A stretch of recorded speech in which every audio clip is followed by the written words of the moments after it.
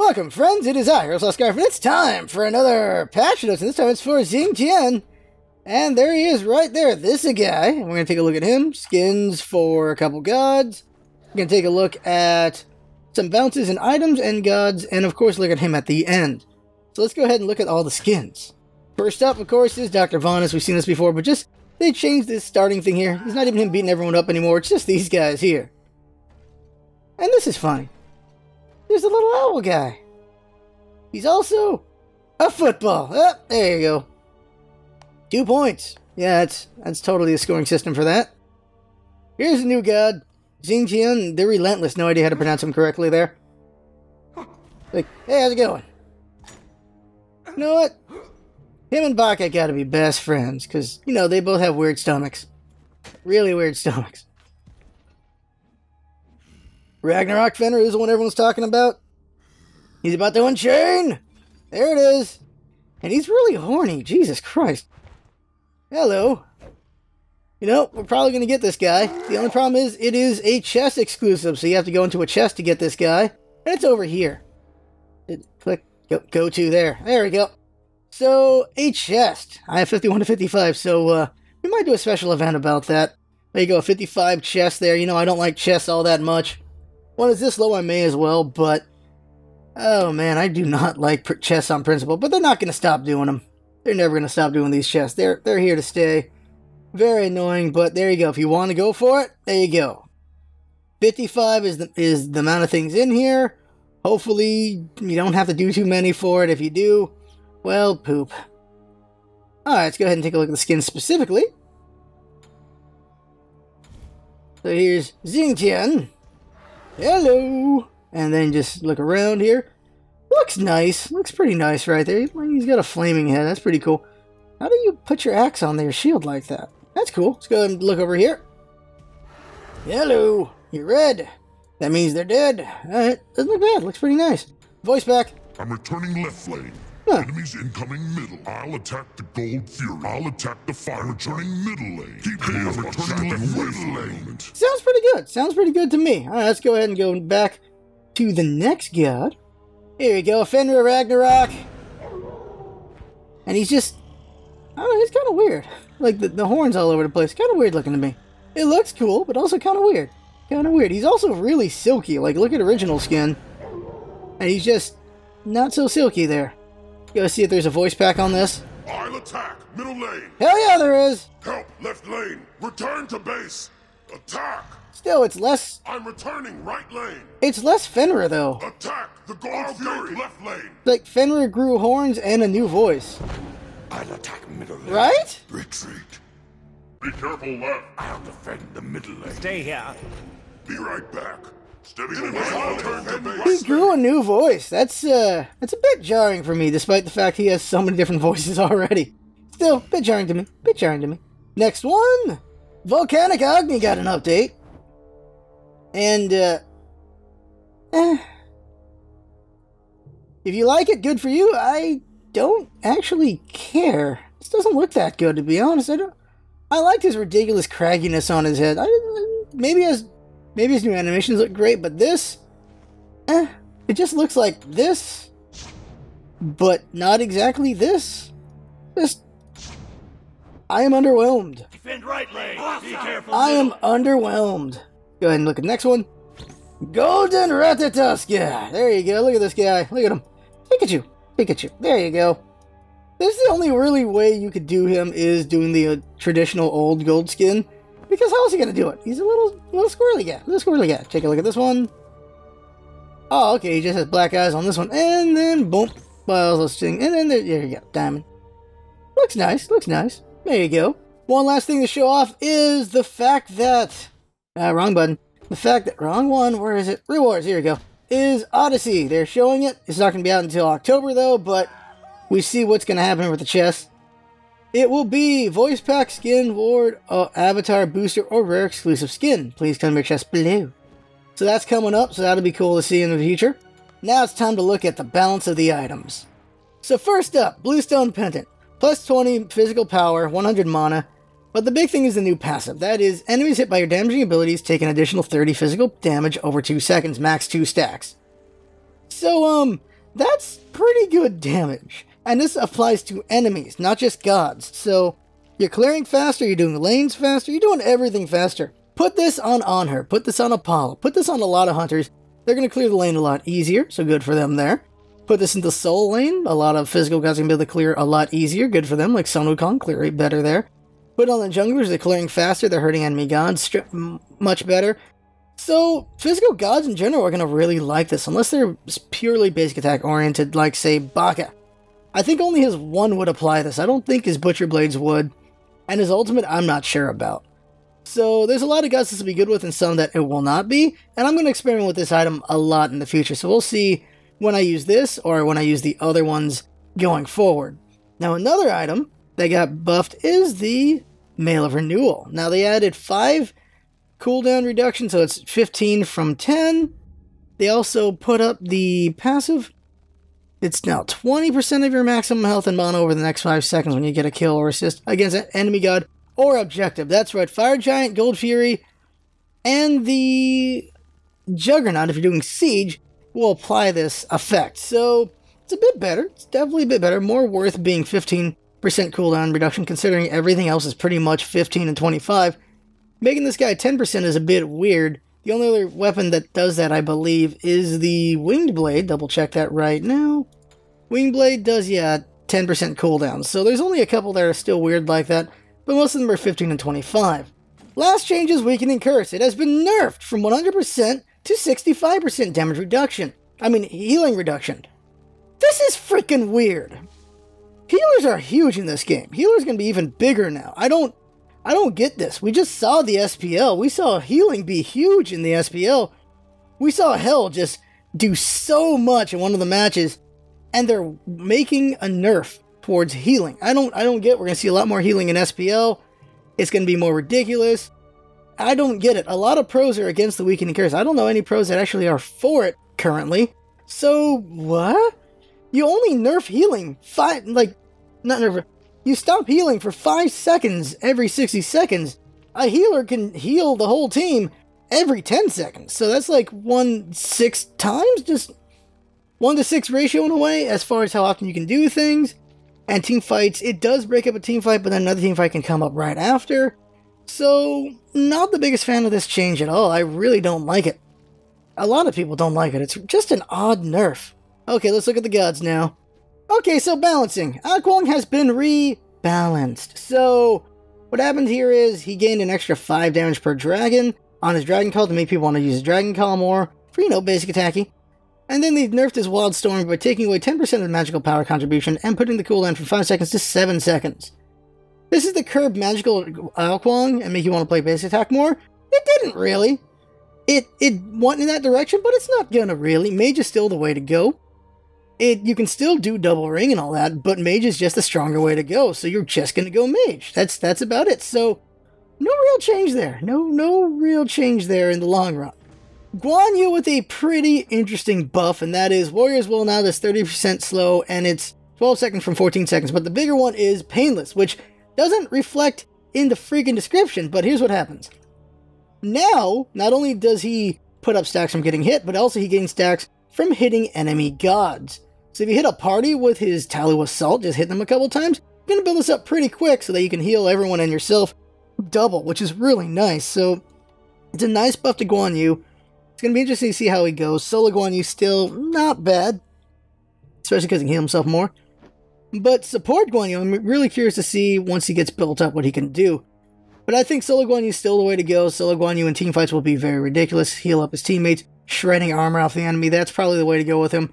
But I know I'm going to see some support Guan Yus as well. I just don't know which one's the better way to go with him. I'm assuming solo. It's usually solo for the warriors. Capri nerfed once again. He goes from 40 mana to, well, these costs. 50, 55, 60, 65, and 70. And his Solar Flare goes from 15 seconds to 18 second cooldown. He's still going to be good. He is still going to be good. He'll be a little less effective because he can't do things as much. But he's still going to be good. I don't see this being a huge problem for him. He's just going to be great still. Then we have Kumbhakarna, who gained a whole mess of damage on his Groggy Strike. He gained a lot of power here. His root is now 2 seconds from 1.5 seconds. And then there's his ultimate, which does even more damage on the landing. It went up by 125 at the last level. That's a lot more damage for him right there. So it makes him a bit stronger. It makes him, at least people are going to consider picking him now. I don't think it's going to make him a pro pick, but it's definitely going to make him at least a pick in casual and ranked. Is he good enough, though, to beat the other bigger Guardians? Probably not, especially with Kepri here now. And Xing Tian, oh my god, I don't know. But there might be a place for him somewhere. And then Ravana got more healing on his 3. Alright, okay, well there you go. You got more healing. Alright. Ravana is an interesting god. Like, I think he's good for what he tries to do, but he's still very vulnerable in the fact that he's just extremely aggressive and it gets him killed a lot. He kills a lot and gets killed a lot. He's very much like that. If they gave Mystic Rush the ability to miss to run away, I think he'd be a ridiculous god. Until that, I don't know. He hits hard, but he dies just as hard. And that's everything for the god balance. So now let's go ahead and take a look at Xing Tian in jungle practice. Okay, a couple random things. First up, the hell? This looks weird. This looks out of place for me. Other one is Xing Tian. Xing Tian. That's how you say his name. Xing Tian. Shish. Oh god, I'm Asian. I'm screwed right now. I can't get it. Tongue twister. Not even a tongue twister. Xing Tian. Xing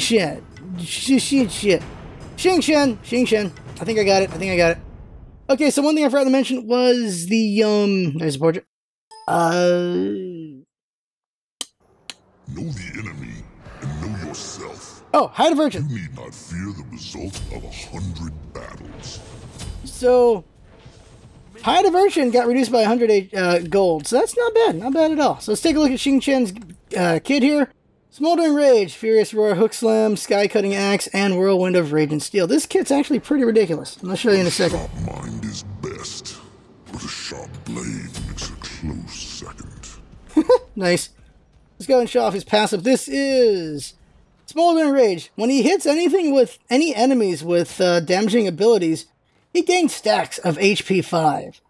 3 HP 5 per stack, and he goes up to 12, so 36 HP 5. That's a lot of healing. That's a lot of just regen, and every time you hit for the stacks, it refreshes. So you can keep this going kind of indefinitely as long as you don't get killed or don't get out of combat too long. So it's pretty nice, and I'll show you it in a second. So I'll show it through Furious Roar. This is a piercing skill shot. This does damage. It pierces everything it hits. It does damage over time, up to 3.5 seconds, and that damage is 2.5% HP per second. So you're doing about 8 or 9% HP of an enemy, so that's pretty good there. It also reduces base attack damage by up to 50%. So that's a lot of things going on with this ability. And just show it right here. So it pierces, hits all these guys, and then hit them with your 2, and then you got full stacks. There you go. Full stacks on your passive. Now his 2, as you just saw, is a 2-part attack, and I'll show it better on a god because it doesn't knock up minions. So it knocks up gods, and then he does a butt slam to root them. And you have to move forward a little bit. So you go, you hit this, 2, boom, and then he gets rooted. So you knock up and root. That's pretty nice right there. What's really cool about this ability is you can do it to an entire group of gods from what I can tell. And yeah, it does to a group of gods. And even better, you can split the difference. You can hit one god and then butt slam a different god. Oh, the wind-up time, that's a bit weird. His next ability is kind of like a Nemesis Dash, but it doesn't need... no, it's just like Nemesis Dash, but it's a leap. 1 and 2. It doesn't need a target. You can do it 2 times.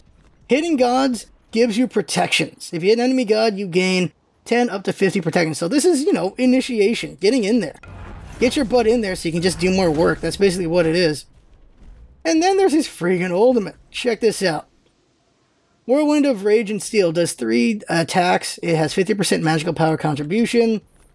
So you're looking at 450 from just the damage with the contribution. That's another 150 on top. So you're looking at 600 damage with just 100 magical power. If you build a little bit more than that, it could be more destructive. So his damage ain't bad, but here's what his ability does. He bunches up gods, and then he can beat them up, and then you can just do things. So it's like an Ares ult in a way. You're bunching them up differently, though. You got to move through and bunch them up, unlike Ares, who they have to be around him, and it's a big ult. But have these guys on the same team. Ares draws the beads, and this guy comes in and pulls everyone together. They're bunched up. Bam! They are set up for a freaking Scylla ult, an Kakoken ult, a Ra ult. Just the big ults they're set up. Vulcan's freaking cannon ult. Oh my god, there's just so many things you could set up with his ultimate, just like Ares' ultimate, so he's going to be really annoying there. His damage is not the best, but his damage is enough to scare off gods. It's enough to hurt them enough that they have to back off. It's not enough to kill gods, but it's enough to hurt them enough that they should probably consider leaving. So he's got pretty good damage. I feel like that's a good direction they're taking with Guardians. Capri and Xing Tian both have really good control in different ways and good team support or by buffs or debuffs.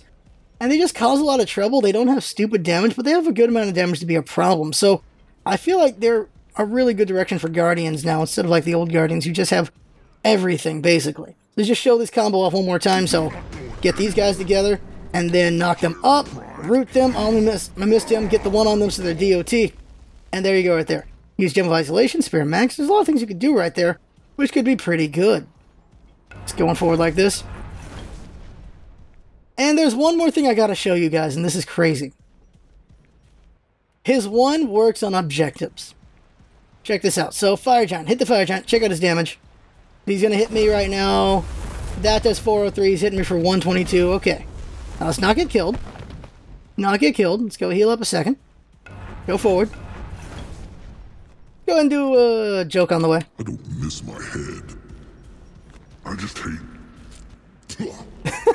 all the lint. There's lint in his mouth because of shirts, right? Okay, so here we go. Now we do our one on it. And now check out how much damage he does.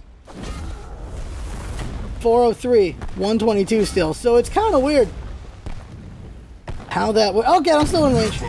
Whoops! Never surrender. For the duration of Furious Roar, which we should get up to final level so we can see it better, you actually reduce damage on you. From freaking Fire Giant and Gold Fury 2. We can go to Gold Fury and just show that off too. Let's go there. Let's go over here. Duration's up to 3.5 seconds, so that's where it's helpful. Well, there we go. So she's hitting for 103. Hit her with this. She's now only hitting for 51. Oh my god. So objective attacks count as basic attacks, apparently. Showed us off on the Fire Giant one more time. Here we go. Just tick him off. Don't get hit with the big thing. We already showed that that works. So here we go. So basic attacks. Here we go. 114. Hit him with this. And now he's doing 57. So that's pretty crazy. He's a really good tank against it. Well, it's not just him. If he hits it, it applies to any god. Because it's the enemy doing with the protections, with the damage being reduced, not him. So, holy crap. This is supposed to be specifically basic attacks. So apparently objective attacks count as basic attacks, or that's a bug. Not sure which one. Let's hear jokes. Where do great generals keep their armies? Up their sleeves. I don't get that one. I don't get that one. Hey, my eyes are down here. You know which month soldiers hate most? March. Oh my god! Oh my god! I don't miss my head. Oh, that's all his taunts. Okay. I just hate... I mean jokes. Let's hear taunts. Lint. When riffraff join forces with cowards, what can they accomplish? Burn. I pity you who must fight even when you cannot win. Also burn. I await the chance to carve my poetry upon your fountain. Ooh. Oh, that's some cocky. I cannot be killed by steel. That's it? I like his taunt animation. It's kind of silly. Definitely silly. It matters not how many you bring. In the end, I will stand, and you will all have fallen. Interesting there. Okay, so that's everything. Oh, laugh. Oh, that's a really hearty laugh. That's everything right there. I think all that's left is jump. What? Holy shit, he does a backflip. I mean, it's a front flip. Oh, no, wait. Yeah, he does a front flip. Yeah, he does a front flip. Him and Baka, mouth brothers. Oh my god. The flippers. Baka does a backflip. He does a front flip. Are you kidding me?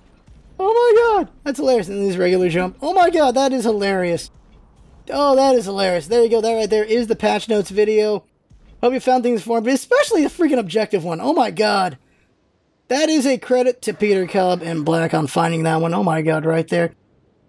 So there you go. Hope you found things informative. Of course, some things are my opinion, such as I do not like the Weakening Curse nerf at all. Some people might like it. I do not. It's just, I don't like it. Don't like it at all. Alquang rebalance, don't really see much to that. We might see more Kumbhakarna. We should see more Guan Yu. There you go. That right there is the patch notes video. I had fun making it, fun watching it. That's what's all about, isn't it? Had fun. Thanks for coming by, and see you next time. Run flip. Oh my god.